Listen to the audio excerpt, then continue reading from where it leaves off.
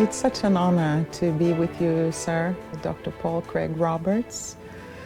You are the chairman of the Institute for Political Economy here in the United States. You are a former Wall Street editor and an author of many, many books. In Europe, we love you because you have a perspective that many do not have, as you speak in broad manners about the important issues of foreign policy and the state of the American culture today. You have also been awarded outstanding contributions here in the United States for your contribution to the development of the U.S. economical policy that made America such a great place. Was really dependent on precisely the respect for the plurality and the acknowledgement that we all, the diversity among us is something wonderful. It's not something to be fought. You know, it's a pity that free speech is becoming associated with fascism. Because what free speech does, it lets you say something that challenges the ideology, the ruling ideology, and they don't want it challenged. And so to protect the ideology from challenge, they call the people telling the truth fascist. That lets them tell their lies. That's the way it works. And that's really what political correctness boils down to, is they don't care if if their position is based in objective truth. For them, it's an ideological thing, an emotional thing. And therefore, anything that challenges it is wrong and evil. And the favorite word for that is fascism. So you have a situation now where all kinds of people, whistleblowers, truth tellers, they get called fascist.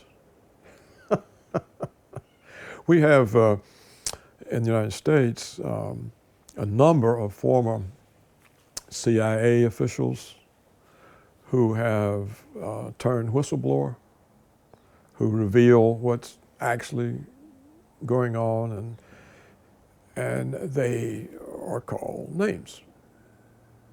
And instead of saying, look how brave they are, they've taken all these risks to tell us, oh, you can't listen to him, he's a fascist. Some of them in public meetings have actually been beaten up in public meetings.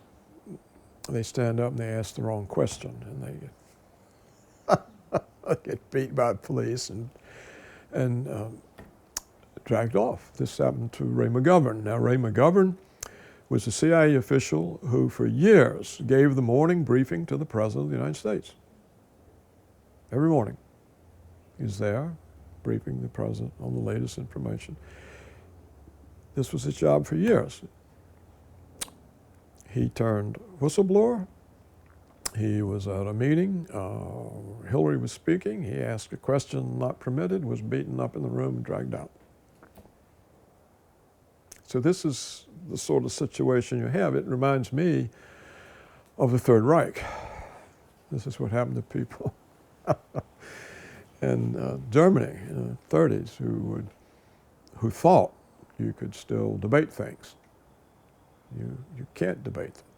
Similar to whistleblowers, just news organizations that are independent, like WikiLeaks.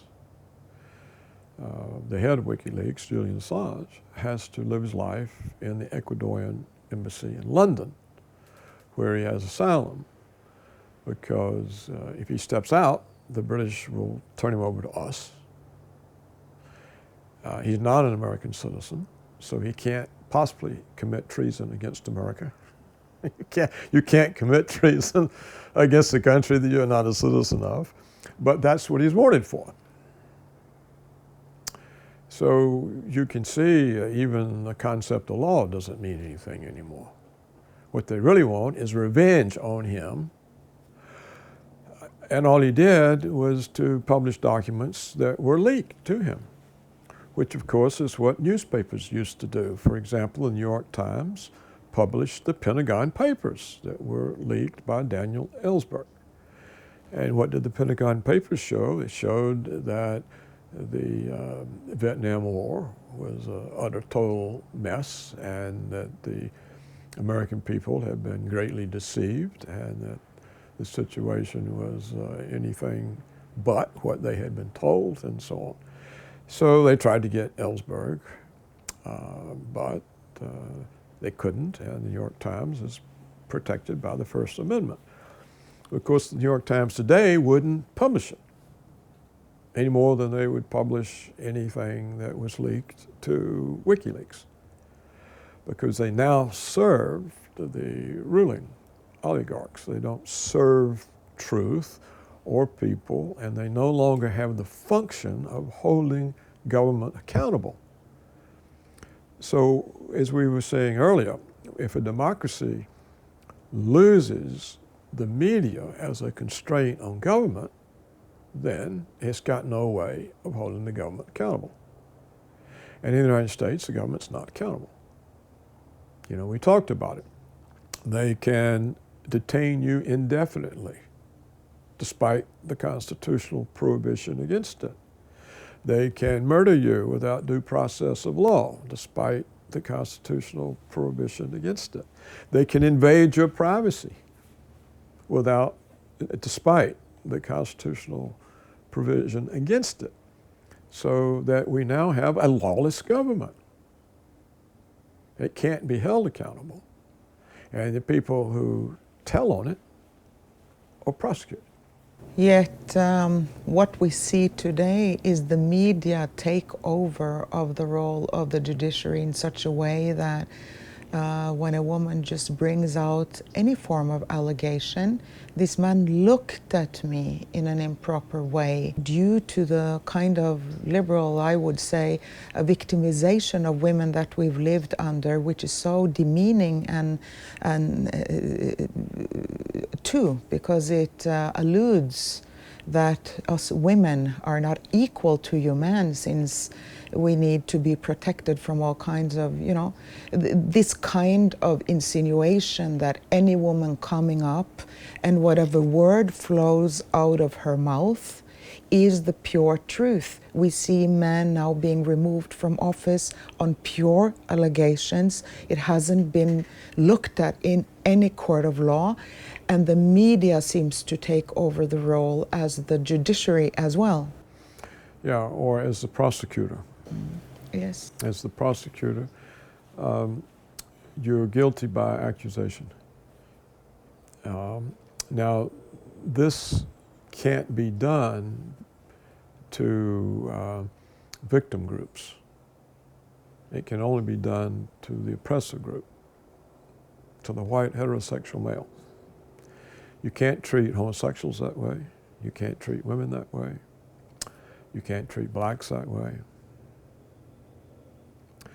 So this makes it very difficult for males anywhere to get in any kind of controversy. Because the minute you get in controversy, they can bring somebody to make a charge against you. And it doesn't have to be true for it to stick. You remember what they did to Dominique Strauss-Kahn. He's the head of the International Monetary Fund. It's suspected that he will be the next president of France. He comes to New York for some reason.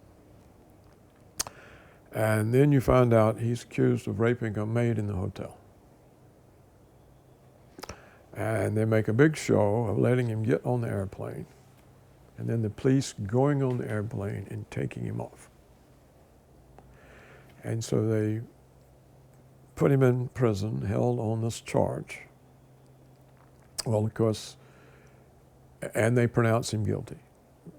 And of course, all the feminists were absolutely convinced he was guilty, and the newspapers treated it as if it had already been proved. And it turns out it was all hoax, in the sense that somehow this hotel maid had received large six-figure payments into bank accounts. Finally, the New York prosecutor had to admit it was all a mistake. That they had to turn him loose. But of course, he had to resign from the IMF, and of course he couldn't participate in the French election. And in the meantime, his enemies had arranged for several French women to come say he had raped them.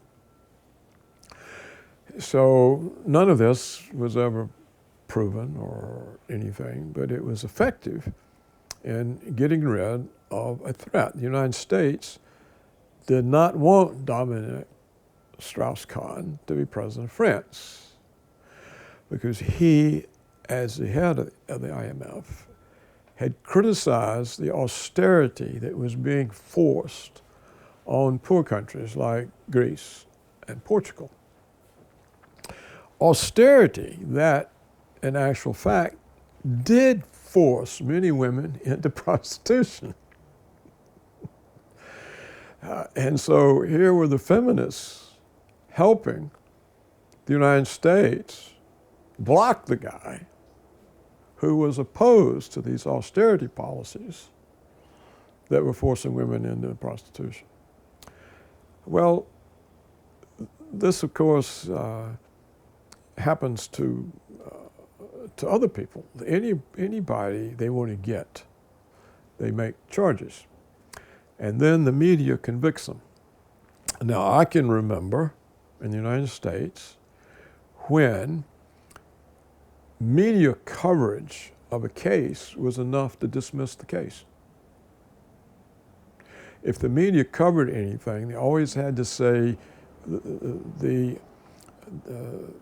alleged crime, the suspect. They never could treat it as this was real.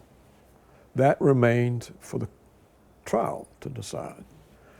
Well, now the trial takes place in the media. There isn't any trial. not a trial in a court. And they are convicted in the media. And they know they can't get a fair trial because where are you going to get a jury from? Because they've all read the newspaper or the TV. And so you have to make a plea bargain.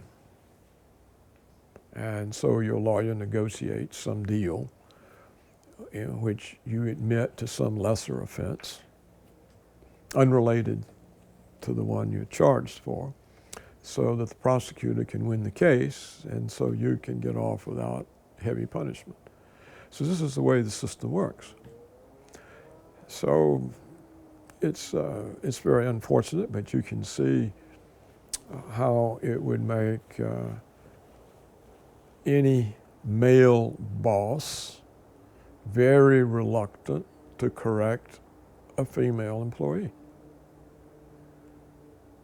because she can retaliate with a charge. And so it gives leeway to all kinds of people to do halfway jobs or show up late, or it's hard to correct. The same thing for blacks. It's hard to correct them if you're white because they can say you're racist. And so in this way, you know, the society sort of comes unstuck, unglued. Things, it loses its functionality. You have to tolerate things that you shouldn't have to tolerate because if you try to correct it, a charge will be brought against you. And all of this is part of the deterioration, not just in the United States, but I think in the West generally. So thank you very much. We are so honored to have spoken to you. Well, thank you very much for including me in your wonderful programs.